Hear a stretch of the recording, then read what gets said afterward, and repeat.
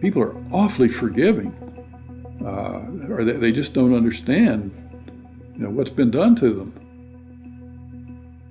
We are at an epochal shift. We're at a point where the West could tip into complacent and quite well off redundancy, or we could play a decisive role in the future. What the banks did was reprehensible. That was why there was the outrage at the greed of the bankers when we gave them money that was supposed to help them lend to others, but they decided to use that money to pay themselves bonuses. For what? For record losses? We are governed by corporations today, often by corporations that don't have very much interest in the United States of America. I don't know what happened, man. What happened to the United States? It went so far in the ditch. At what moment did it all go bad? Was it disco? Was it Donna Summer? Is that what killed America?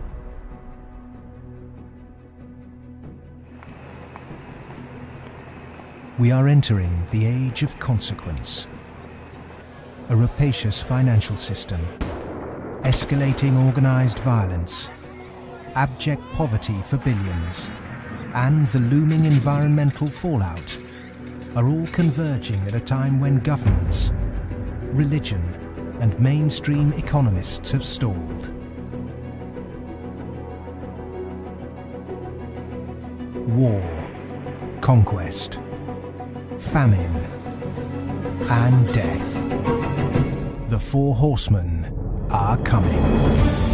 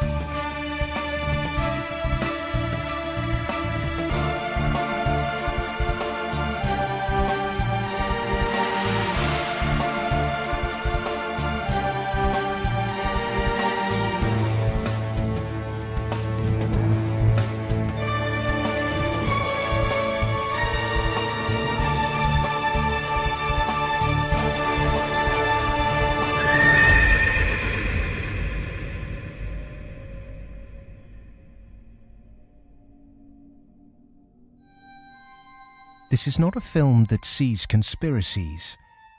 It's not a film that mongers fear. It's not a film that blames bankers or politicians. It's a film that questions the systems we've created and suggests ways to reform them. Over centuries, systems have been subtly modified, manipulated, and even corrupted, often to serve the interests of the few. We have continually accepted these changes, and because man can adjust to living under virtually any conditions, the trait that's enabled us to survive is the very trait that has suppressed us. Most societies have an elite, and elite tries to stay in power. And the ways they stay in power is not merely by controlling the means of production, to be Marxist, i.e. controlling the money, but by controlling the cognitive map, the way we think. And what really matters in that respect is not so much what is actually said in public, but is what is left undebated, unsaid. For centuries, gatekeepers have manipulated our cognitive map. But in 1989, a computer scientist by the name of Tim Berners-Lee implemented the first successful communication between an HTTP client and server. The World Wide Web was born. It has since unleashed a tsunami of instantly accessible, freely available information.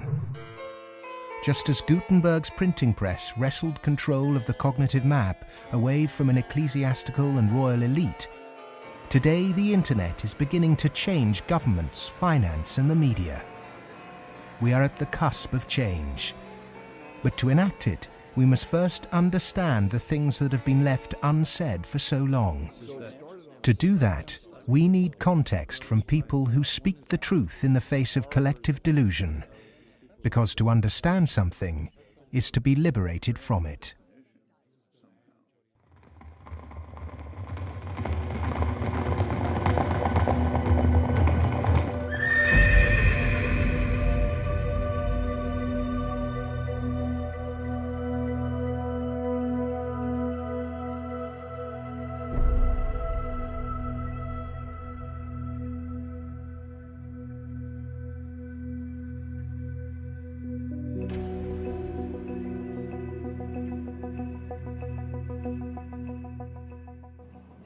The end of World War II, we had 50% of the world's gross domestic product. We were making 54,000 airplanes a year, 7,000 ships, et cetera, and we were the new Rome.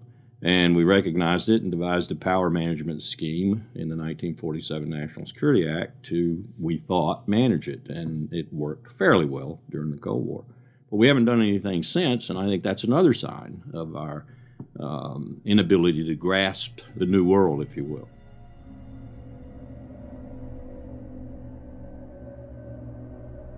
Empires do not begin or end on a certain date, but they do end, and the West has not yet come to terms with its fading supremacy. At the end of every empire, under the guise of renewal, tribes, armies, and organizations appear and devour the heritage of the former superpower, often from within. In his essay, The Fate of Empires, the soldier, diplomat, and traveller Lieutenant General Sir John Glubb analysed the life cycle of empires. He found remarkable similarities between them all.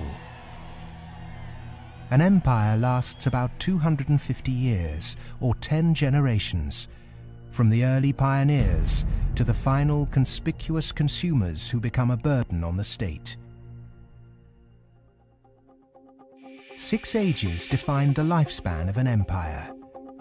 The age of pioneers, the age of conquests, the age of commerce, the age of affluence, the age of intellect, ending with bread and circuses in the age of decadence. There are common features to every age of decadence. An undisciplined, overextended military, the conspicuous display of wealth, a massive disparity between rich and poor, a desire to live off a bloated state, and an obsession with sex.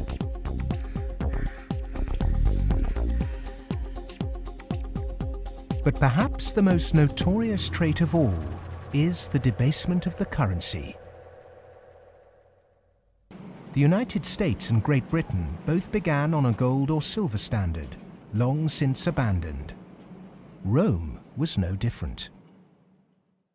So it started on a principle that was very sound, and it was on a silver standard. But as it corrupted further and further and further, the Roman denarius got to the point where it was basically a copper coin, and they learned how to plate, and it was washed in silver, and in circulation the plating came off. And at the end, all the senators that really did at one time represent the people only were interested in representing how much wealth they could steal at the top. Great empire wealth always dazzles, but beneath the surface, the unbridled desire for money, power, and material possessions means that duty and public service are replaced by leaders and citizens who scramble for the spoils. Historically, all the signs of the demise of empire are beginning to develop. Some are more trenchant than others. This current financial and economic crisis, that sort of thing always accompanies the demise of empire. The people of Rome were constantly being distracted by the gladiatorial events, and the politicians knew that they did this. Whenever there was unrest among the people, they had a huge event going on, and they created a new event with lots and lots of gladiators, and every day we're doing that. That is a common trait of declining empires. And so today in the United States, for example, you find a tremendous emphasis on all kinds of television programs that distract people from what's really going on. Sports is a big part of that, as it was in the gladiator times. In essence, we've been lulled into a lethargy, and we've accepted it. Just as our sports stars today earn vast sums, so did Roman charioteers. In the 2nd century, one by the name of Gaius Apuleius Diocles amassed a fortune of 35 million sesterces in prize money, equivalent to several $1 billion today. Strangely, perhaps, there's another profession that is disproportionately hallowed as an empire declines. The Romans, the Ottomans, and the Spanish all made celebrities of their chefs. And this again is typifying the end of an empire, where things were so great, we have this last oomph of momentum that we used to be great, and we felt great, and we don't feel it anymore. So everyone is out searching for it. Well, maybe it's in the best food, or the best clothes, or the best music, or the best movies, or a reality TV show, or another magazine. But you can never get enough of what you don't need. What you need is a strong moral conviction that is pervasive throughout the society, and integrity reigns. There's a vast apathy. There's a vast amoralism, even a political nature to it. That is to say, there are vast numbers of people who don't give a damn. And so there's this natural, I suppose, entropy.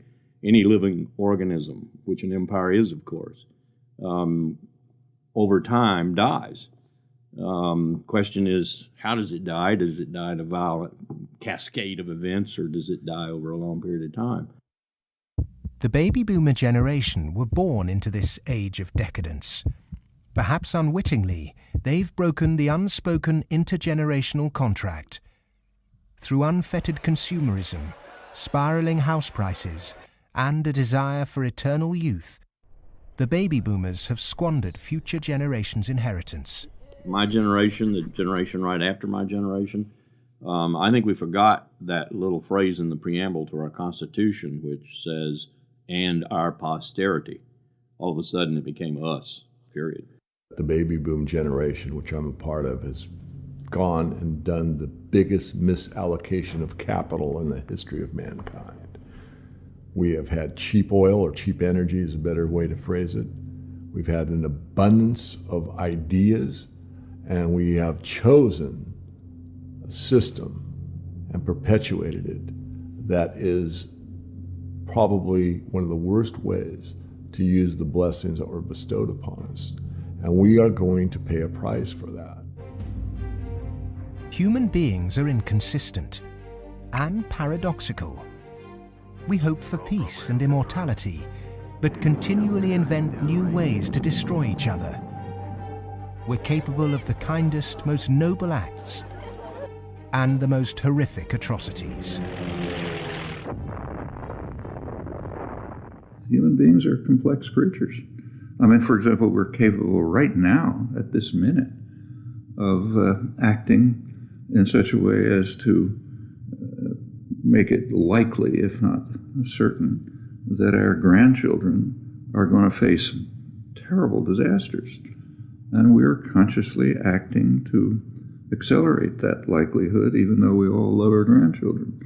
How can you be more contradictory than that?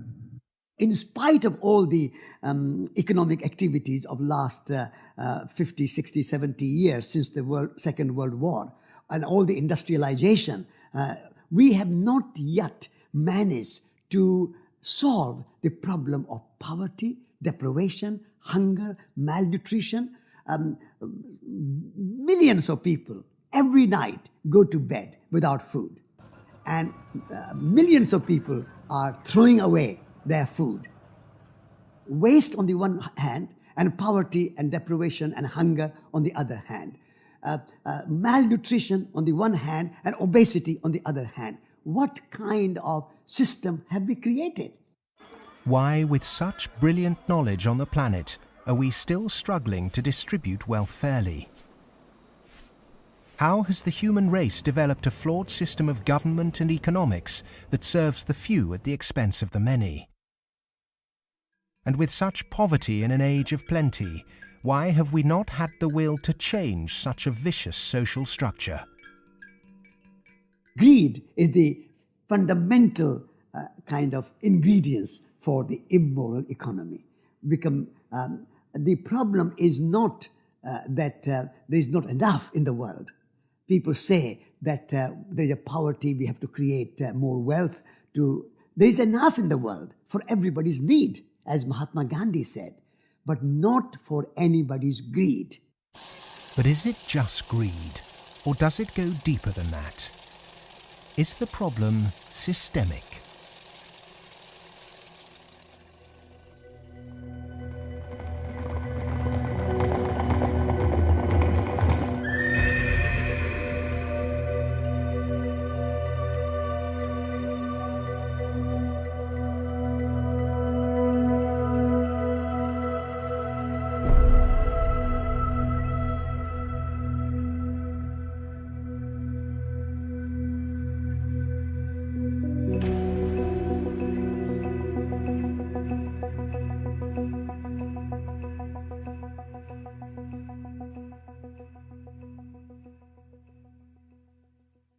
As a civilization, we've obviously had a great run.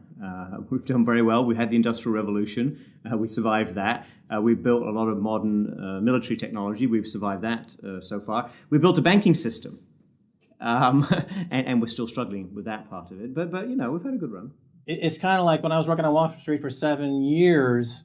I had the experience some people would have. Let's say working at a meat processing plant, they become vegetarian. You know, you work on Wall Street and you see how these banks like Goldman, JP Morgan, these other banks make money. When you see money, it kind of makes you sick. Well, I think if the people knew what the banking system is up to, as Henry Ford said, there would be a revolution tomorrow morning. The fact is, most people think that what a bank does is lend you money that someone else has put in the bank previously. But what a bank actually does, what a commercial bank does, is to create money from nothing and then lend it to you at interest. If I do that, if I manufacture money in my own home, it's called counterfeiting. If an accountant creates money out of nothing in the company accounts, it's called cooking the books. But if a bank does it, it's perfectly legal. And so long as you allow fraud to be legalized, then all kinds of problems are going to pop up in the economic system, which you can't do anything about. Private banks create money out of nothing and lend it at interest. Now, that sounds absurd. When I teach sophomores, about money and banking and how banks, they never believe it. And so you have to go through it again and again. Yes, banks really do create money. They really do. Here's how it happens. And it's absurd, and they're right to doubt that could possibly be what's really going on. But it is. Now, if the banking lobby is very strong, they're going to say, well, we don't want to change this system. We're making so much money out of it. What we have to do is, A, try and convince the people that it's their fault, that their wage claims are too high, and that's why we're having lots of inflation, or people are speculating on housing, and that's why house prices are going up. What they're not going to say is that this is happening because banks are creating money out of nothing and pumping it into the system, and that's why prices are going up. But how is it that we've ended up with a system in which banks have the power to create money? Since 1971, when President Nixon took the United States off what was left of the gold standard, the world has operated under a system of money known as fiat. The dollar, the pound, the euro are all government fiat currencies. Fiat is a Latin word meaning let it be so. It is the law that this government currency be money. Indeed, without that legal enforcement and the fact that we must pay taxes with this money, that dollar bill or that computer digit that represents a dollar would be pretty much meaningless. Only the government has the power to issue fiat money, but banks can create it through lending.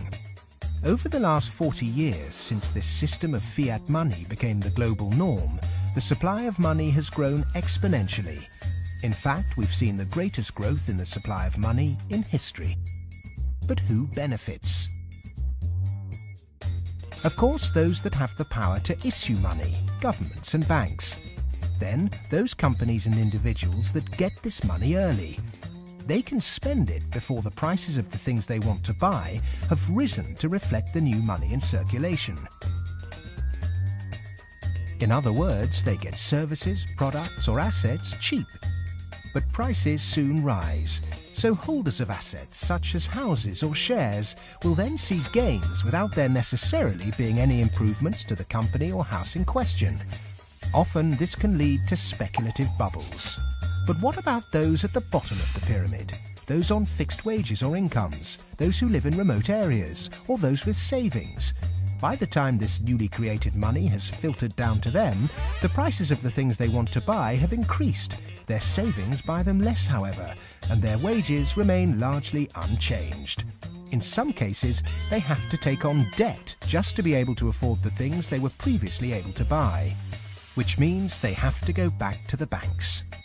In reality, this process of creating money only redistributes wealth from the bottom to the top of the pyramid, and thus that ever-increasing gulf between rich and poor gets bigger and bigger and bigger. Well, when you get off the gold standard and you go into a fiat money currency, combined with a fractional reserve banking system, you end up compounding debt faster than you can ever possibly produce to support that debt. So eventually you're going to find yourself back into debt slavery. And that's what's happened in the U.S. For every dollar of GDP, for example, in the U.S., it also creates something like $5.50 worth of debt. Because this is what happens when our economy flips over and basically capsizes. And of course, the government solution now to address all the problems is basically to create more debt. You can never get enough of a currency that doesn't work. You can print it till kingdom comes, but you can't print wealth, and you can't get yourself out of debt by making more debt. If you could print wealth, Zimbabwe would be the largest, most prosperous country on the planet. We all know it doesn't work. Of the money in the world today, 97% of it is debt. The French philosopher Voltaire once said, "All paper money eventually returns to its intrinsic value, zero." For 3 generations, the world watched the fight between capitalism and communism. But in the 1980s, the Russian economy started to collapse. The Soviet Union capitulated, and so-called capitalism reigned supreme.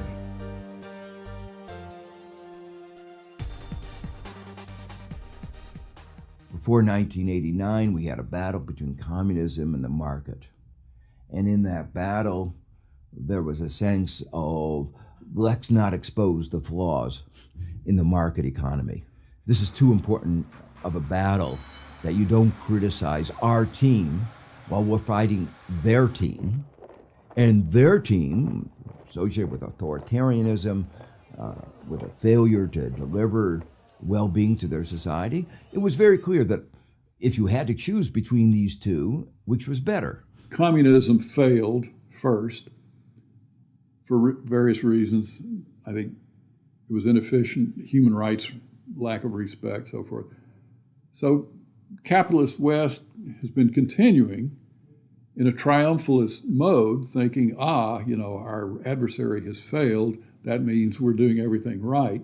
Both systems are trying to do something which is fundamentally impossible, grow forever. And they're both going to fail. One failed first. Capitalism's going to fail later, or it's failing now. America right now is in a very interesting position because in the past 200-300 years of its history, it's a culture and country which has almost always existed on the assumption that resources could be expanded. If there was a problem, you always try to deal with it by expanding the pie. Go west, young man. Make the pie bigger so that everyone's got a bigger piece. Now it's facing a world where possibly resources are beginning to be more constrained and where it's going to have to divide up that pie and inflict pain on people. And that's something which it is not well prepared for. How has the country moved so far from the intentions of its founding fathers? How has the American dream become so distorted? Over the last 30 or 40 years, capitalism has taken this extreme form. And a lot of it goes back to the economist Milton Friedman from the Chicago School and Ronald Reagan and Margaret Thatcher and others buying into these policies that really encourage people to take on huge amounts of debt, encourage privatization, smaller government supposedly, although bigger military, so actually the government spending goes up. Deregulation, getting rid of rules that govern the people who run our institutions, especially our corporations. It's as though we suddenly are supposed to believe that the human beings who sit at the top of corporations don't need to be regulated. They're some sort of gods. Milton Friedman, his protégés the Chicago Boys, and the neoclassical ideology beat the classical approach to economics and became the framework for what we today call capitalism. There are two main competing economic approaches which determine how we humans manage the world and distribute wealth. These are the classical and neoclassical schools. The classical school favours less government interference, more personal autonomy, and recognises that humans cannot function without natural resources. The neoclassical school, which has a more dismissive view of natural resources, thinks government should rule the economy, solve social problems, and leave the free market to look after the distribution of wealth. The neoclassical school emerged around 100 years ago due to vested interests' desire to protect their assets. This meant that neoclassical mathematical models and assumptions were divorced from reality. They're based on what ought to be, instead of the classical models which are based on what actually is.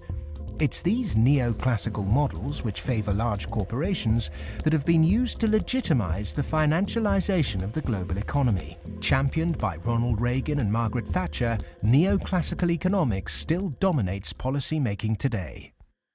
The Reagan Revolution, as we call it in the United States, obviously the Reagan-Thatcher Revolution, if you think about it more globally, was a big change in power structure and a big transfer of opportunity and wealth.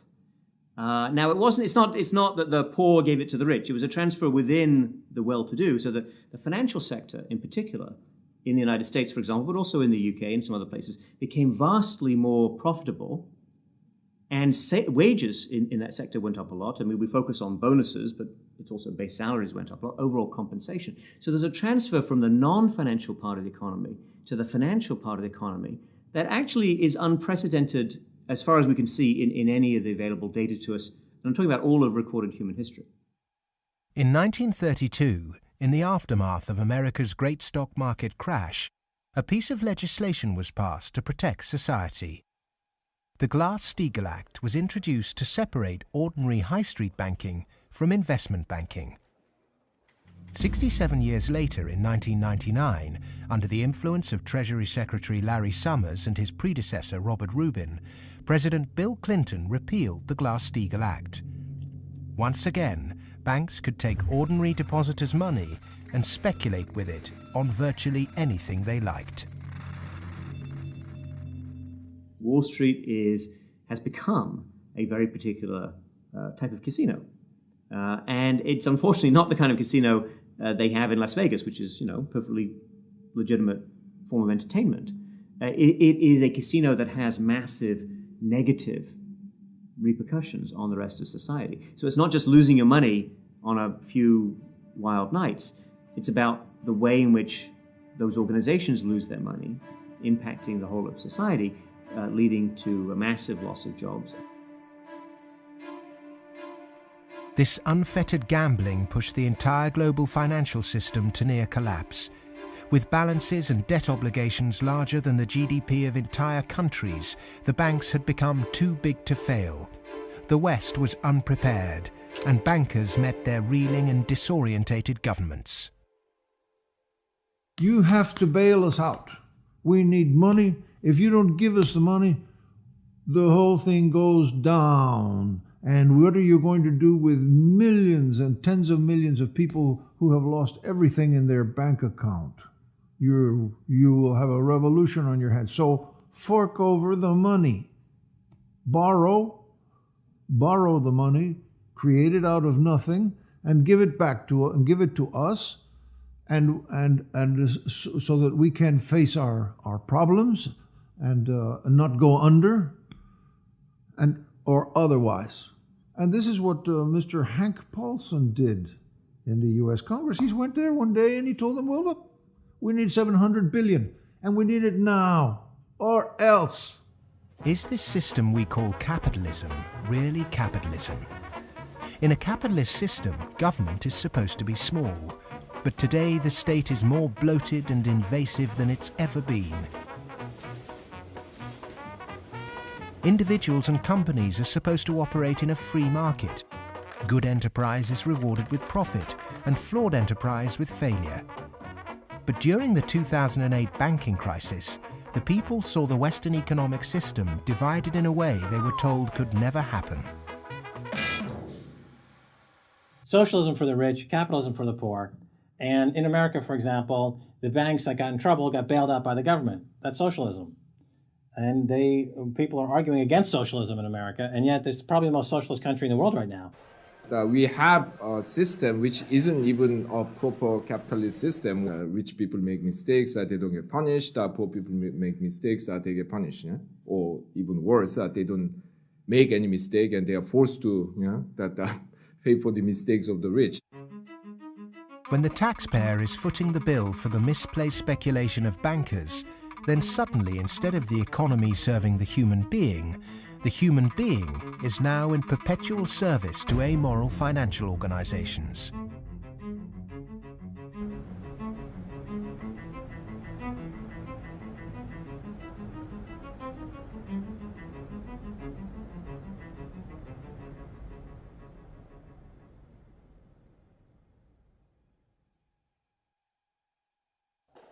It was the head of the Federal Reserve Bank, Alan Greenspan, who after 9/11 slashed interest rates to encourage lending. Bankers needed new participants to keep cash flowing into a system that had become a global pyramid scheme. All this newly created money entered the housing market and created unprecedented inflation. House prices rose and rose. New mothers were forced back into the workplace to service huge home loans, and the Anglo-American dream became all about land speculation. The housing market in the West isn't about ownership. The housing market in the West, because it's the only way ordinary people can get ahead, and ordinary people can't get ahead but by wages.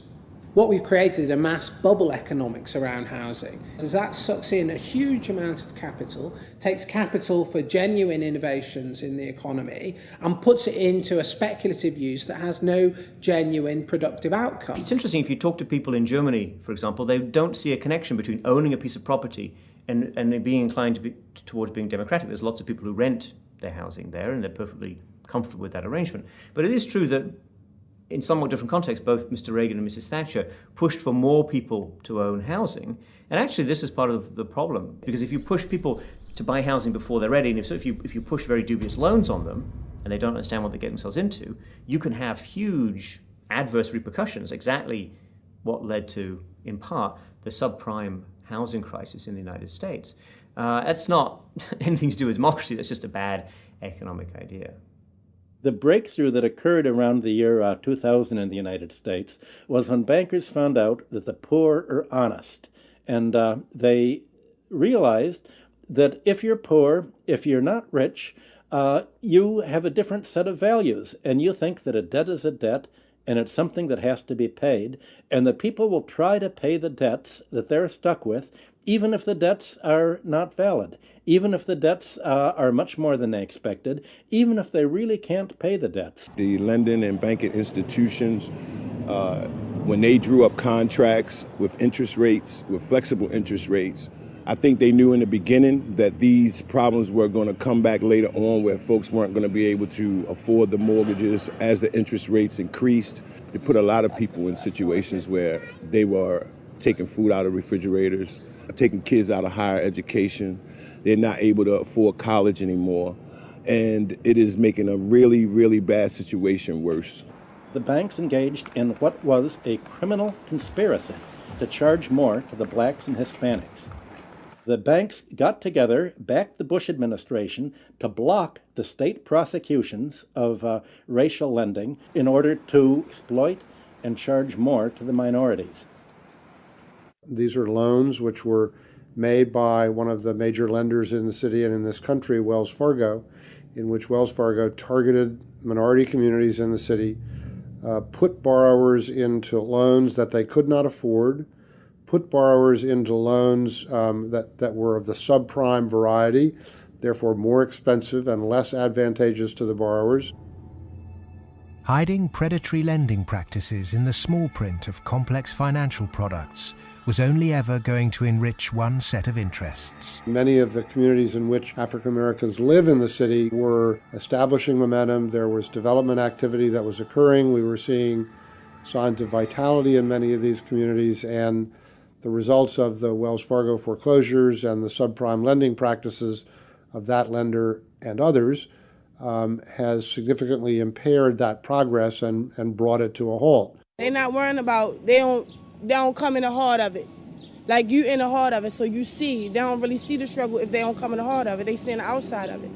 That's like looking at the cover of a book and seeing the outside of a book, but if you don't go inside the book, then you'll never know what the book about. So they're not worrying about nobody else but themselves. And I think it's wrong, because if they come in the heart of it and they see it, they'll be willing to help. What happened in Baltimore is just one example of what is happening all around the world. One way to frame this injustice is by branding it a race issue. But when we look really closely, we can see that there is something at play here that transcends race: profit.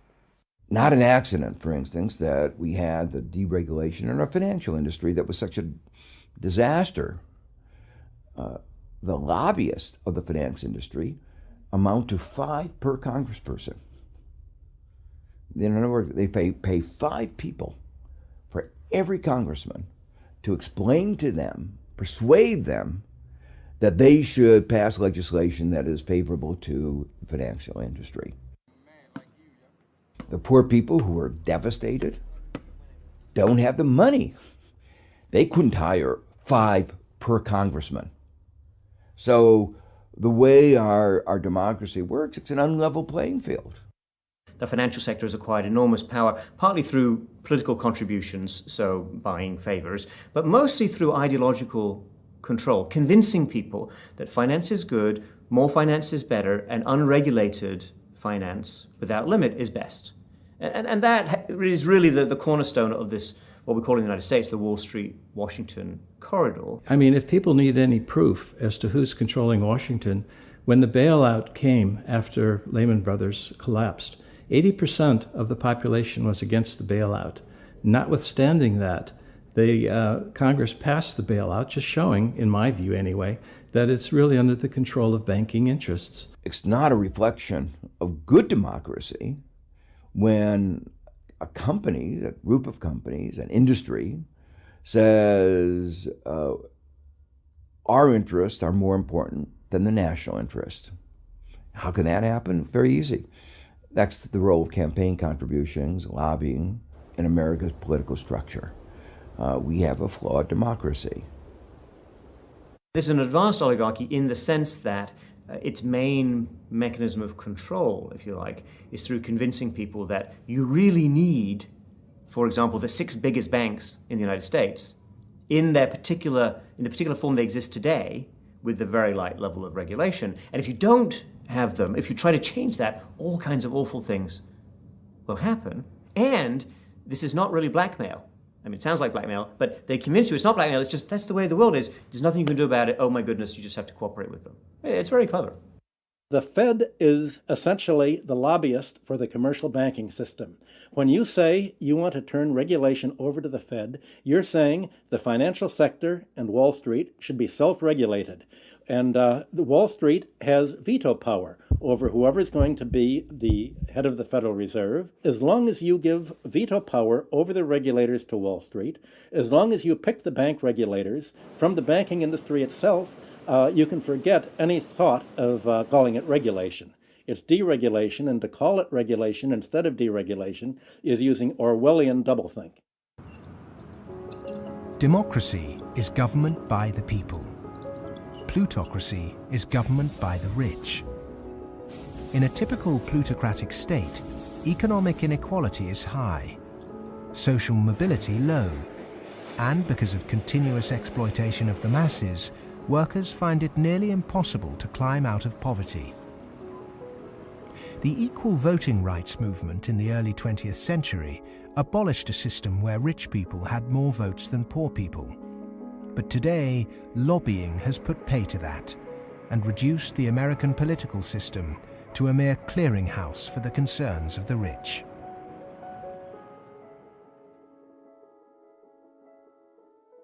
The Goldman Sachs machine is one of using profits to buy influence in Washington, to change laws, to make it easier to make money on Wall Street, to be used to buy influence in Washington. So it's a self-reinforcing malfeasance machine that is continuing to grow as a parasite in the economy and continuing to kill the host. Famous for claiming it did God's work, Goldman Sachs is one of the most influential investment banks in the world.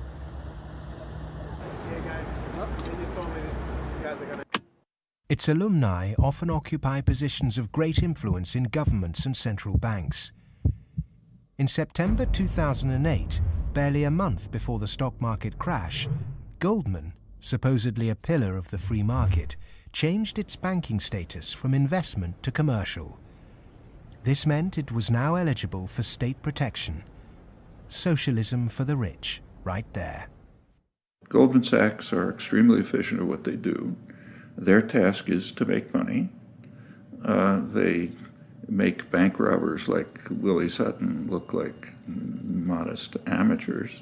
They're huge bank robbers, but it's legal. The system is set up so that they can do it. In the recent years, they've been selling securities put together from mortgages that they knew were worthless. So they're selling these things to unwitting consumers, making a ton of money on it. Meanwhile, they're betting that they're going to fail because they know that what they're peddling is rotten. So they placed bets with it's called credit default swaps and other things with a huge insurance company, AIG, and that was insuring Goldman Sachs against the failure of the stuff they're peddling. During America's subprime collapse, Goldman traders Michael Swenson and Josh Birnbaum made a $4 billion profit by short-selling junk mortgages. Backed by Dan Sparks, internally Goldman Sachs called their position the Big Short and bet against their own clients. Senator Carl Levin called Goldman Sachs chief executive Lloyd Blankfein to a Senate subcommittee to testify under oath. Much has been said about the supposedly massive short Goldman Sachs had on the U.S. housing market. The fact is, we were not consistently or significantly net short the market in residential mortgage-related products in 2007 and 2008. We didn't have a massive short against the housing market, and we certainly did not bet against our clients. Riding the Big Short in 2007 made billions of dollars for Goldman. And so far, they've got away scot-free with this massive heist. So they're now back bigger than before, richer than before, biggest profits they've had in history, huge bonuses. They're doing great. A lot of what they're doing has, in fact, probably maybe all of it, has almost nothing to do with the benefit of the economy.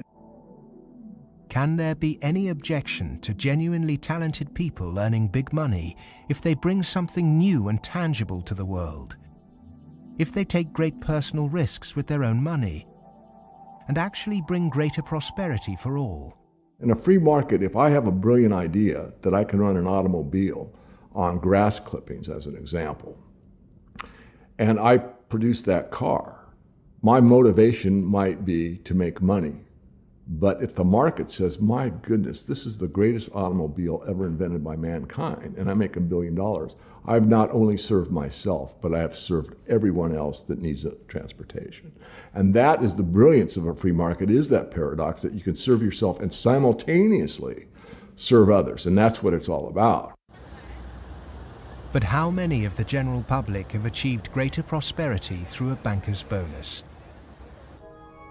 It was against the holy backdrop of St. Paul's Cathedral in London that Goldman Sachs vice chairman and mouthpiece Lord Griffiths gave insight into how certain bankers really think. The devoted Christian defended extortionate bonuses. I'm not a person of despair, I'm a person of hope. And I think that we have to tolerate the inequality as a way to achieving greater prosperity and opportunity for all. The fundamental Christian view, and I would say of Islam as well, and certainly of Judaism, is that wealth is to be shared. money has to be shared. You can't take it with you. And from that develops a whole lot of stuff about justice and the economy and so on. And we've lost that, and instead we've got people accumulating more and more. And I just think it's disgusting that people have lost their homes, they lost their jobs, they can't pay their mortgages from bankers who made a big mistake and then paid enormous bonuses. I'm sorry, that is simply wrong. And I can't understand why we are not more vociferous about that. When rich people tell you that they specifically have to be rich through these egregious rip-off mechanisms, that's just self-serving propaganda and it should be disregarded. It is true that when you organize human society, some people get ahead and some people struggle. That's a natural mechanism. But saying, oh, we've got to have inequality, therefore Goldman Sachs must be organized along the following lines, that's a complete non sequitur. At what juncture, at what point does morality enter into the economic calculus? In a way, many people think that Adam Smith gave us a free pass, a way not to think about morality. Because what Adam Smith said was that individuals in the pursuit of their self-interest are led as if by an invisible hand to the general well-being of society. Now let me make it clear, Adam Smith didn't really say that. That is to say, Adam Smith was very much aware that businesses, when they got together, conspired against the public interest, raised prices. He was aware of monopoly. He was aware of the importance of education that the private sector couldn't provide. So he himself was aware of all the limitations, but his latter-day descendants have forgotten all those caveats. Adam Smith was the godfather of classical economics, but since its publication, his work has been used as a political football, financiers twisting his words to suit them. Lord Griffiths advocates ruthless individualism to push this idea that if bankers get rich, then we get rich too, through a process known as trickle-down economics, or horse and sparrow theory. If you feed the horse enough oats, some will pass through to the road for the sparrows. The idea is that extreme wealth concentrated on a small minority will eventually trickle down to everyone else. But it doesn't work. Because by the time the money reaches the people at the bottom of our money pyramid, it's lost its purchasing power.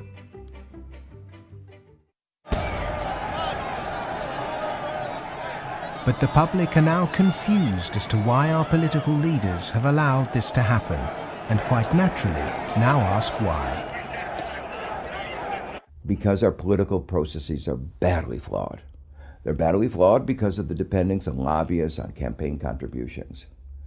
So that's why, my view, and a view I think of a lot of people, is that we have to restructure our political processes to give more voice to the ordinary citizen and less voice to the interest group, to the moneyed groups, to those who have taken such a large role in shaping our tax code, our regulatory regulations, and so forth.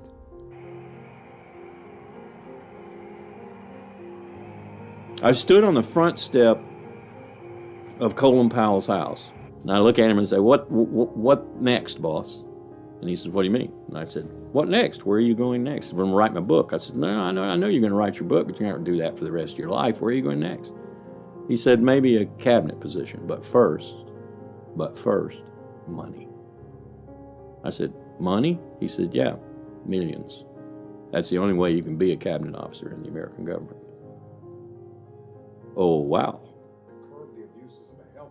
The Democrats and the Republicans are beholden to corporate interests, and until they become unbeholden to those corporate interests, we will never have a well-governed republic.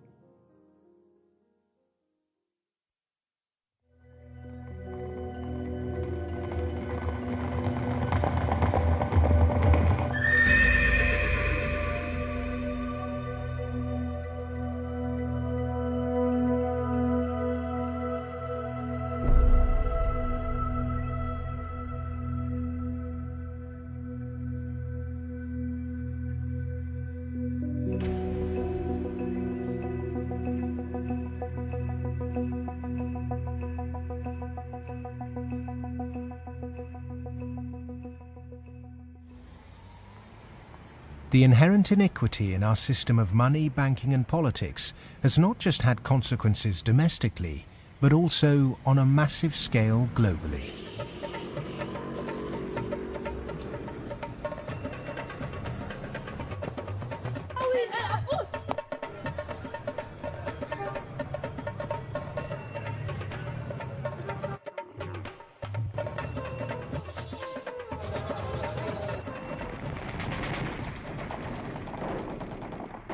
Western leaders have presented their military campaign in Iraq, Afghanistan and Pakistan as a moral obligation.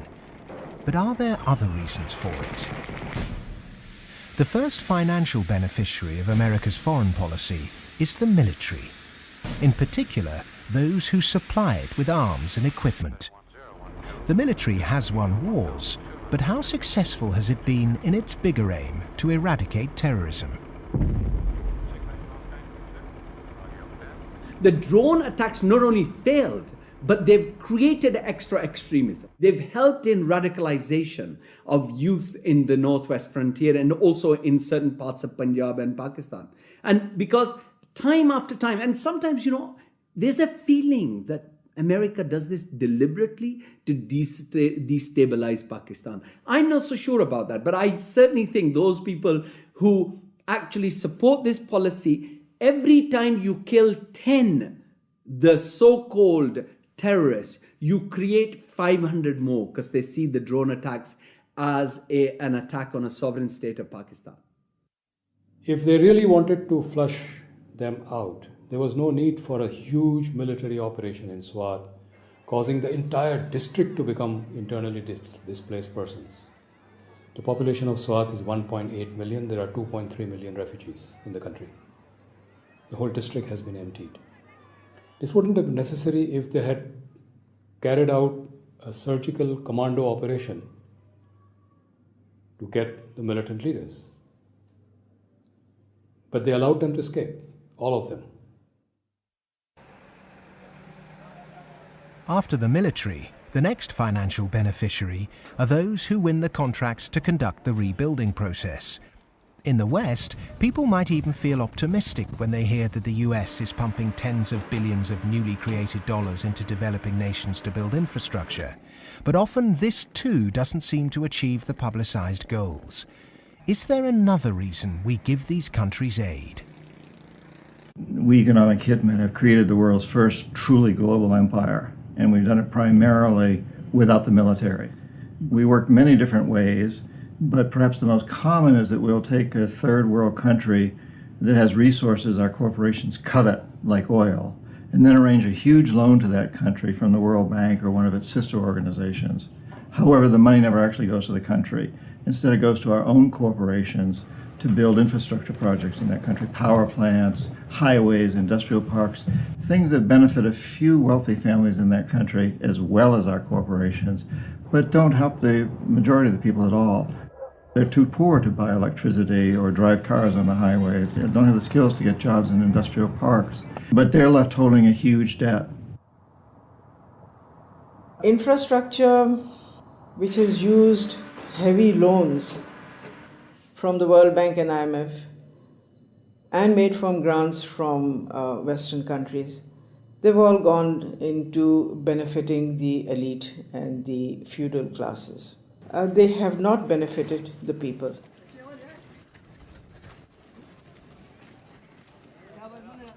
A lot of money goes to these consultants and companies from the West who charge huge amounts of money, and actually the real money on projects and on ordinary people is very limited. The masses have very little already. So those landlords who have the infrastructure and who are going to make money because of the infrastructure that is built through their roads, they will prosper. But the ones who don't have any resources, they've not had jobs, there isn't an economic activity for them in terms of manufacturing goods so they can sell and they can also prosper. When you don't have that, what do? They resort to joining the Taliban because they see the enemy coming in and taking away what little bit they have. President Obama, I understand, wants to invest $7.5 billion in Pakistan's infrastructure to alleviate poverty and, take away all the divisions and all the anti-American sentiment over here. Whatever his reasons are, we can do without it. In fact, it's the worst possible thing he can do. This kind of help is actually going to be a hindrance. It's just going to make matters worse.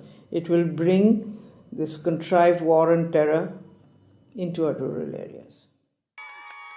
How much of US foreign policy is genuinely altruistic? And how much is it influenced by the banks and corporations that profit so tremendously from it? America's evangelism of democracy is riddled with contradictions, not least of which this idea of promoting democracy at the point of the gun, or opposing regimes which are democratic but not in the way that America wants. So too, this idea that America has been promoting free market capitalism has also been riddled with contradictions, because the reality is that American firms tend to make most money when countries are at the cusp of change, certainly American financial firms, and in a sense they want markets that are changing structurally, but not too free and too transparent, because they make money when markets are a bit opaque.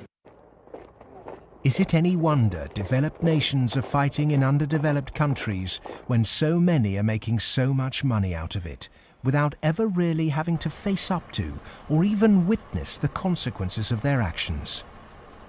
So what if 5 million kids died in Africa because of debt last year? I got a bonus of £1 million, and if I have that conversation, I've had it with some bankers who've been in the business a long time, and they listen politely, very polite, very charming, and at the end they say, "Well, Tariq, it's lovely meeting you again," and they go back to the office and do another loan deal for Tanzania or something. I've known a lot of terrorists, quote unquote. I've met them, I've interviewed them for books, I've known them since I was an economic hip, and I've never met one who wanted to be a terrorist. They all want to be with their families back on the farm. They're driven to terrorism because they've lost the farm. It's been inundated with water from a hydroelectric project or with oil from oil derricks. Their farm's been destroyed. They can't make a living for their kids. Or in the case of the Somali pirates, their fishing waters have been destroyed. And that's why they've turned to this. It isn't because they want to be pirates or terrorists. Now, there may be a few crazy people. There are a few crazy people with their nuts loose. There'll always be serial killers. There'll always be crazy people. Maybe Osama bin Laden's one of them. But they do not get a following unless there's a terrible injustice going on. And people are starving and they're deprived. And then they will follow these crazy people because they seem to offer an alternative. If we want to do away with terrorism, if we want to have what we in the United States call homeland security, we've got to recognize that the whole planet is our homeland. What does the word terrorist actually mean? Many terrorists would sooner describe themselves as freedom fighters. Could it be that the charge of terrorism could just as easily be made against Western corporations, speculators, and policymakers? When we talk about terrorism, it means what they do to us, not what we do to them. And what they do to us can be pretty ugly, although it's not even a fraction of what we do to them. I mean, take, say, 9/11. That was a pretty serious act of terrorism, maybe the worst single act of terrorism in history. But it could have been worse. I mean, suppose, for example, that Al-Qaeda had bombed Washington, bombed the White House. It killed the president, installed a harsh military dictatorship, brought in a bunch of economists who drove the economy into its worst disaster in history. Well, that would have been worse than 9/11. And I'm not making it up. It happened. What's called the first 9/11 in South America, namely in Chile. On the 11th of September 1973, the democratically elected Chilean president Salvador Allende was overthrown in a coup. A dictatorship under Augusto Pinochet was established that ruled Chile until 1990. There was the systematic suppression of all political dissidents. Thousands were imprisoned and murdered. Who was involved in that first 9/11? It's not hard to find them. Right in Washington and London and so on.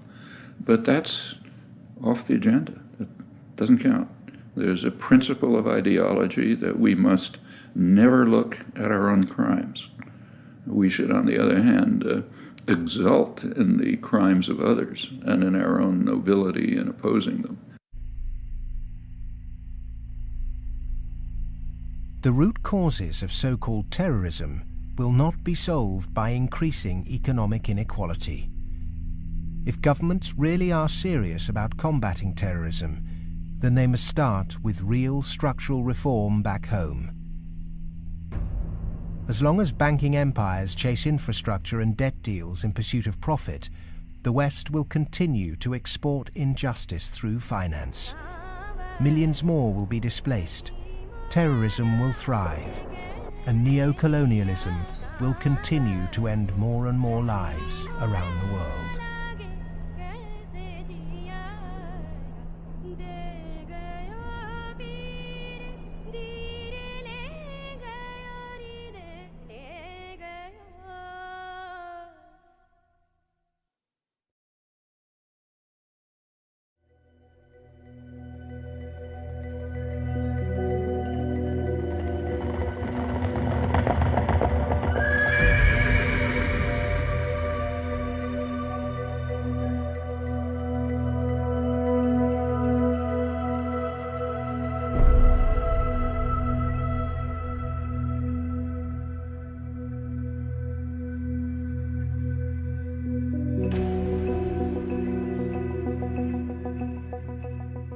What's happened is that we have moved from a relatively empty world to a relatively full world. That is, empty of us and all of our stuff to now full of us and all of our stuff.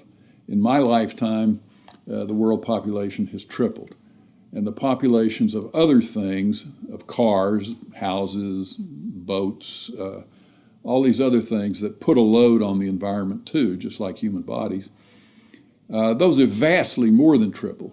So the world is very, very full of what we might call man-made capital.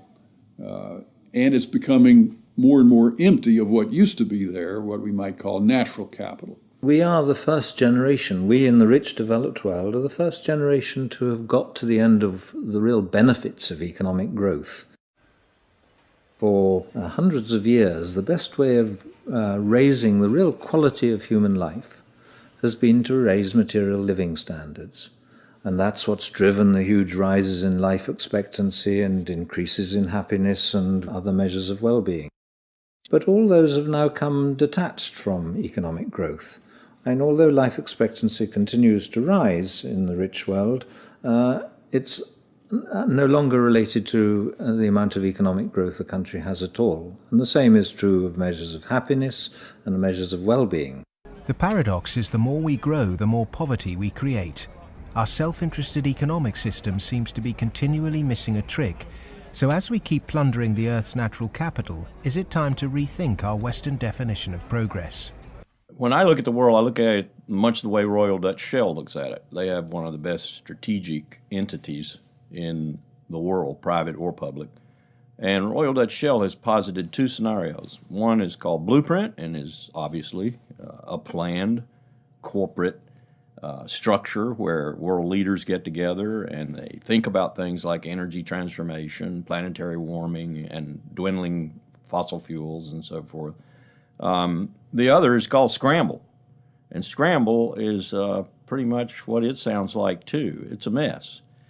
Interestingly enough, in 2075, the ending year for these scenarios, as I recall, we get to about the same place. It's just that Blueprint leaves a lot less blood on the floor. Scramble leaves a lot of blood on the floor as people fight for these resources and so forth. The reason oil companies are drilling miles under the sea is that the world's easily accessible oil has already been found and largely consumed. Not only are oil supplies dwindling, major new metals discoveries are becoming increasingly rare. 40% of the world's agricultural land is seriously degraded, and ever more volatile yields continue to be unevenly distributed. It may be that the looming environmental threat is not global warming, but the exhaustion of the world's resources. We're going to have struggles for finding land sufficient to grow the agricultural products for what the United Nations says is going to be a 9 billion Earth population. We're going to struggle over non-renewable fossil fuels as they run out. I think Shell posits about 2075 they'll be gone. And we're going to struggle over things like water and other precious resources that are necessary to our life and to our economy. And this could be, as Shell says, a blueprint affair with world leaders working together to share alike. Or it could be a real mess, and Shell, incidentally, bets on the mess. Just like the baby boomers' failure to look to the next generation, our outdated competitive mentality for a world of depleted resources could have devastating consequences. Our economic setup encourages one-upmanship, competition and comparison, whereas the progress humans have made over millennia has been largely based on cooperation. In any species, in almost any animal, there is always the potential for huge conflict, because with any species, all members of that species have the same needs, so they might fight each other for food and shelter and nest sites and territory and sexual partners, all that kind of thing.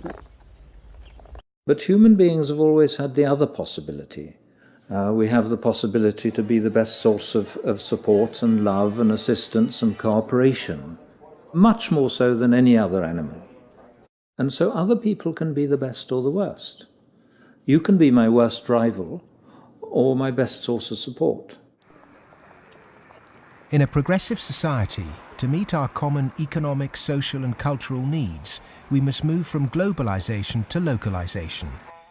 The benefits of a communal sense of fellowship, responsibility and purpose in a life driven by production, not consumption, would lead to happiness and satisfaction.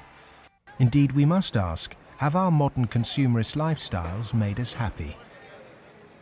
I think if one had been living in the 19th century and somebody had told you that 100 years later people were going to be living in this extraordinary wealth and comfort, with central heating and being able to throw away such a high proportion of our food as we do, we'd imagine that we'd be living in a state of extraordinary social harmony and everything would be rosy. And it's really quite remarkable, the contrast between, if you like, the material success of our societies and the social failure. The growth economy demands that we make consumption a way of life. He who dies with the most toys became the ambition, and retail replaced spiritual satisfaction. Unsurprisingly, sales of antidepressants skyrocketed. The fact is that the world economy over the last few years, a good share of my lifetime, has been built either on the military or on producing items that most people don't need and really don't even want when you come right down to it, but we all got to have them. Consumerism is driven by our extraordinarily social nature, that we want to have the stuff so we look good in other people's eyes. It's because I experience myself through other people's eyes, the feelings of shame and embarrassment or pride and maybe feeling envied, all those things. So, the goods are just a way of, if you like, mediating the relationship between yourself and others in this extraordinarily alienated hierarchy. What's really suffered is human relationships, family life, the things that really matter to us. And in the end, the only thing that makes human beings happy isn't money. It's very clear that past a certain level, you only get marginal gains from wealth. What really makes us happy is other people. It's our relationship with other people that's really been damaged by the last 30 years. We trust them less, we have less interaction with them, we bond less than ever before, we marry less and marriages are under more threat than ever before. And all the associations that represent sort of permanent, unconditioned human affection are being eroded or damaged. And that's the real legacy of the last 30 years. And in some sense, we've got to recover and rehumanize our lives. Otherwise, not only will they be nasty, brutish and short, but they'll be lonely. The West is coming to the realization that its human project is failing. The West was so convinced that if you push people to achieve as individuals, the accumulated achievement of individuals would make for a successful society. And what the West is now beginning to realize is that the individual achievement without incorporating the vulnerable community is a myth. The idea was make your own life, be individually aspiring, and then you'll be individually achieving, and then you'll be individually prosperous, and then you'll be individually happy. You end up doing that in a glass jar. And the glass jar has a limited height, and it's encapsulating, and in the end, you die of lack of oxygen. Human beings are alive because they seek attachment and because they're propelled by affection. So the isolated, achieving individual in the end implodes. In order to find a purpose in life, it has to be outside yourself. It matters not how you construct it outside yourself, as long as it's a positive value added to society pursued. But it has to be outside yourself. It can't be yourself. If you're pursuing yourself, you're pursuing the abyss, as Nietzsche said. You are going to wind up in the abyss.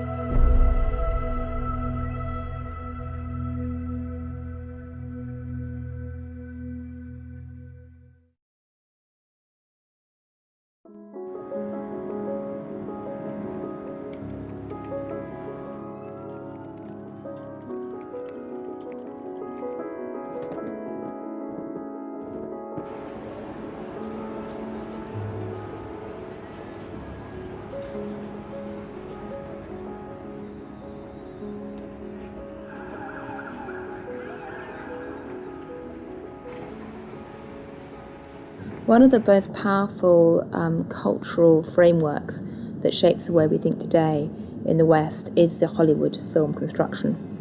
And it follows a particular cultural pattern in that there is a beginning, there is a middle and an end, there is drama, tension, there's resolution, there's usually a goodie and a baddie, and there's usually a story told through the medium of human beings.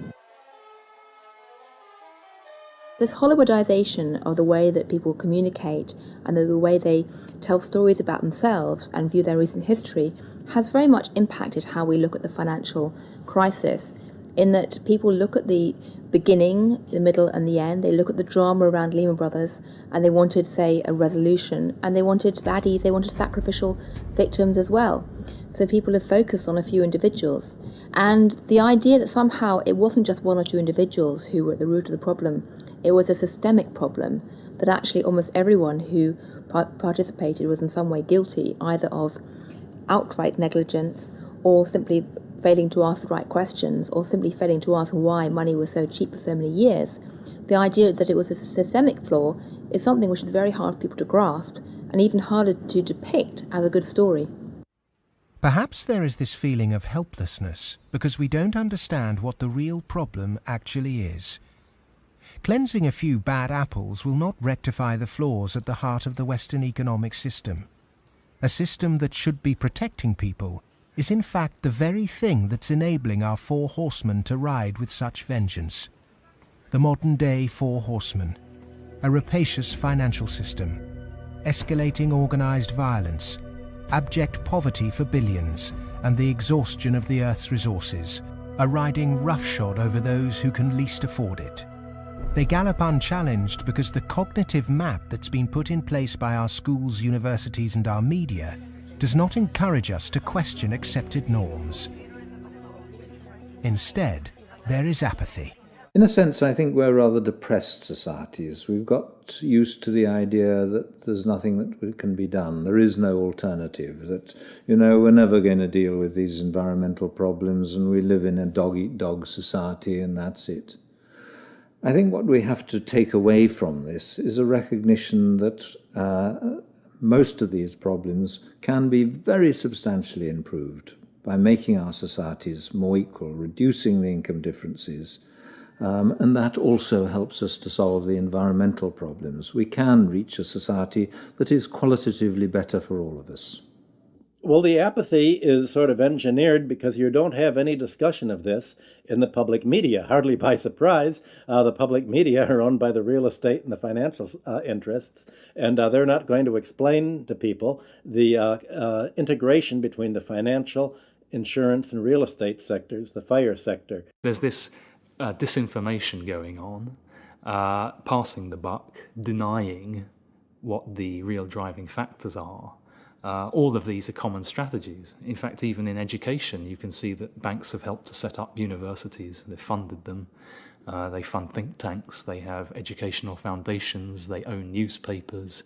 All of this stuff is going on as a kind of propaganda exercise so that the people don't actually work out what the problem is. You should not assume because you don't have a background in economics or in law that these issues are somehow too complex for you. They're not complex at all. It's very simple. It's about power, and it's about democracy, and you understand that just as well as I do. One source of this disinformation is the neoclassical school of economics. These economists and academics have been successful in convincing the world that their models were gospel. But just as Gutenberg's printing press was revolutionary in the 16th century, today we're at the dawn of internet enlightenment, which will remove the cloud of ignorance upheld by academic and media gatekeepers. Education can be a form of mass mind control, and it's astonishing that today neoclassical economics continues to be taught in all Ivy League universities. I do get letters from students in economics departments at other universities. They're into some graduate program or something, and they say, oh, I just read such and such that you wrote, and this is the kind of thing that interests me. I'm stuck in this program here in which, I can't even talk about any of that. What's your advice? What should I do? What they're teaching you is what you're going to have to oppose. A lot of it. I mean, some of it's useful. But so some of it's useful, go ahead and learn it. And the other reason for learning the rest of it is know your enemy. An individual might not be able to change the system, but they can change themselves. If we're not offered proper education, we must begin our own. And a good place to start is to become reacquainted with the classical economists, and with something that so few question, but that affects us all, our system of money. If the monetary system of the world is not reformed, then we are headed towards the end of industrial civilization. I won't say that we're going to the end of humanity, but it's just going to be an absolute collapse of our world as we have known it, because it cannot function on fiat money. And none of those who are responsible for this want to admit it, but that is the fact. The fiat system of money is a man-made law, and it's been abused. Is there a form of money whose law is not set by man? When you look at natural law and gold, I sort of describe gold as being a natural form of money. All of the gold that's been mined throughout history still exists in its above-ground stock. About the size of 2.5 Olympic swimming pools if you put all that gold together in one place. The key is that this above ground stock of gold grows by about 1.75% per annum, which is approximately equal to New World population growth, and is approximately equal to new wealth creation. So as the net result of this is that you have this very good consistency in gold's purchasing power over long periods of time, because the supply-demand equation is very much in balance. To achieve human liberty, you really need to have sound money, and gold is the only way to do that, because only gold is outside of the control of politicians. With modern man-made monetary processes, a chronic excess of debt has built up at every level of society. Debt is now regarded as normal. It isn't. It's a form of slavery. But how much do we question our debt? And what should we now do about it? The classic example, most recently, of a debt cancellation was the German economic miracle in 1947. The Allies canceled all domestic and international German debts, except for the debts that employers owed their employees for the previous few weeks, and except for a basic working balance that everybody was able to keep in the bank in order to buy food for the next few weeks or so. Essentially, you would follow the 5 or 6 pages that the currency reform of 1947 did in Germany.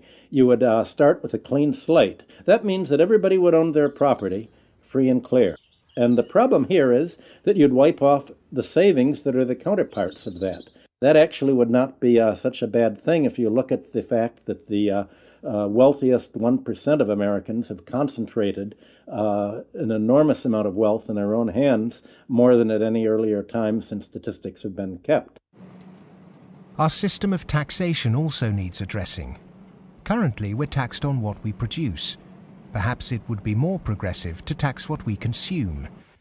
How many American people realize that the Founding Fathers never intended Americans to be taxed on their labor? In other words, they weren't meant to pay income tax. The tax system that was exported from Britain, a relic of colonialism, has duped the world. The most important element of a tax system is to do what everybody expected to be done in the 19th century, and that is to base the tax system on land taxation, on the free lunch of land value, and on what John Stuart Mill called the unearned increment, the income that landlords made in their sleep, as he put it. Who made oil in the ground, coal or iron ore? These are things which are not the product of human effort. Of course, extracting them is, but their existence is not. And so the rents from natural resources are a wonderful source of taxation. Nobody made them, so, and when you do tax them, you cause all of us to use them more efficiently. So this seems like really the excellent thing to tax, rather than labor and capital. If the governments used this land site value that's supplied by nature, not by human labor, not by personal enterprise, then the government would not have to tax wages in the form of income tax.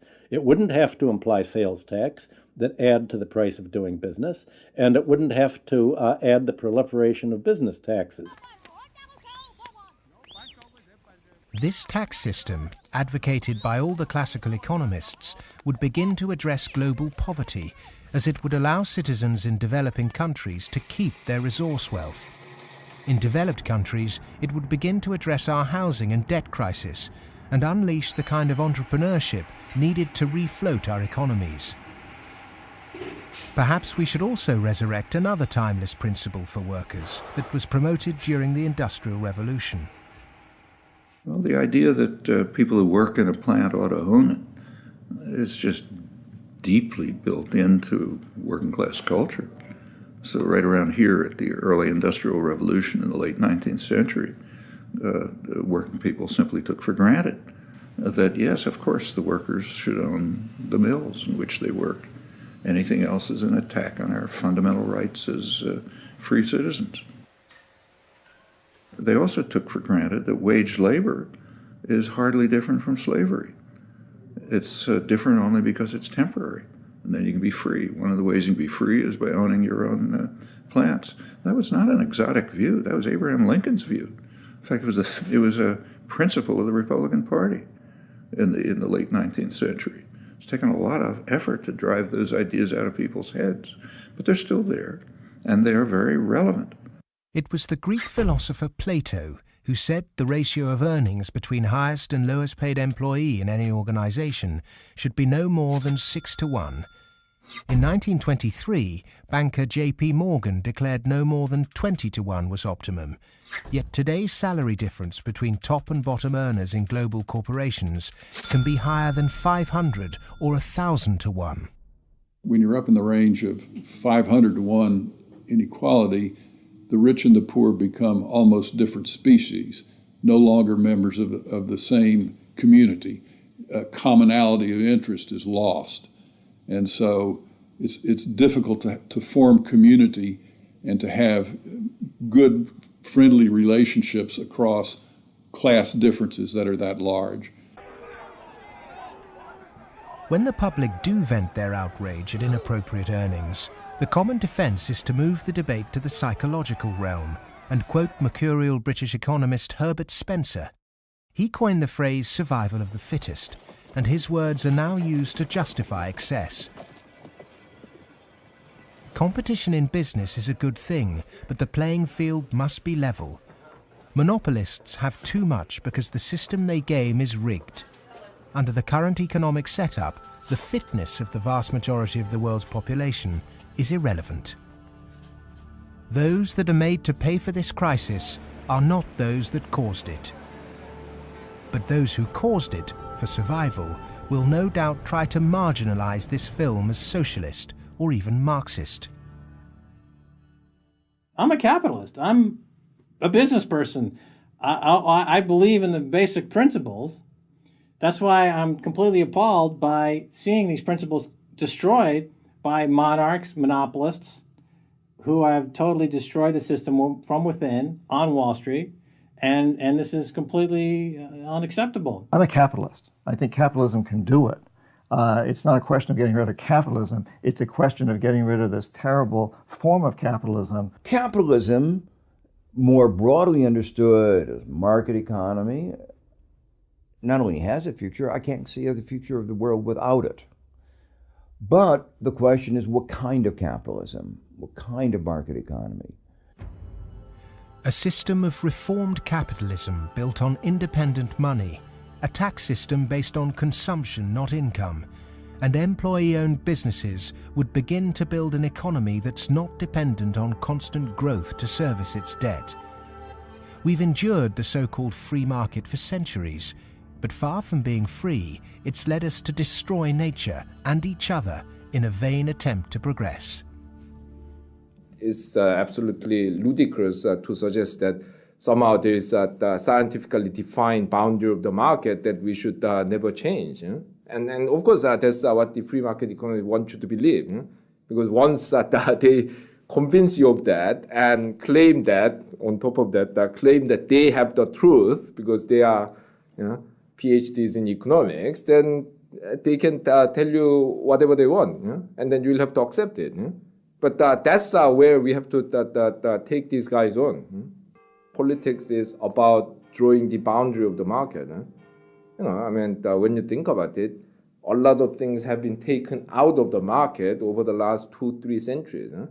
2-3 centuries ago, you could buy and sell human beings, child labor, a lot of things that you wouldn't imagine you could buy and sell today. So, over time, we have redrawn this boundary, and there is nothing wrong with redrawing the boundary again. Things that were considered absolutely reasonable in the 1850s, like selling any chemical on a street corner and telling you that it's a pharmaceutical drug that will be good for you, things like that were absolutely commonplace then, are now serious criminal offences. Well, the same thing will be true of active money management in 100 years.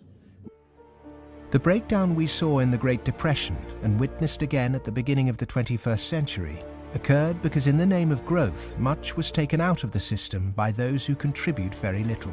Multinational corporates and banks will always want to grow without having to compensate those people who actually do the work to produce the surplus. In the past, every time too much was taken by those who contributed little, people rose up to halt the violent practices enacted by a tangible enemy. Today, the question is, with such a formless enemy pervading every element of our economic and democratic process, can it be done again? Of course it can be done again. Look, it's a cycle. We're not debt peons, but maybe rats running around a little wheel in somebody's big cage somewhere. The finance rises. Finance becomes organized. You make a lot of money in banking. It's easy to go out and buy politicians. But the essence of democracy, the essence of American democracy, is this is a repeated confrontation, a repeated showdown. And in the 1830s, Andrew Jackson beat the second bank in the United States. In the early 1900s, Teddy Roosevelt beat J.P. Morgan and John D. Rockefeller. In the 1930s, Franklin Delano Roosevelt, FDR, beat everyone from Wall Street.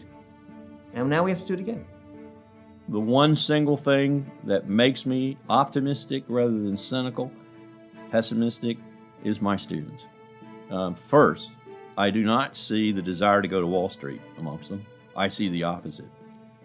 Second, I see a disdain amongst them for people who are motivated. Not just they don't want money, I see a disdain amongst them for people who do just want money. The crises we face today are created by humans. And what is created by humans can be changed by humans. So we are all capable of transforming our world. Revolutions are philosophical.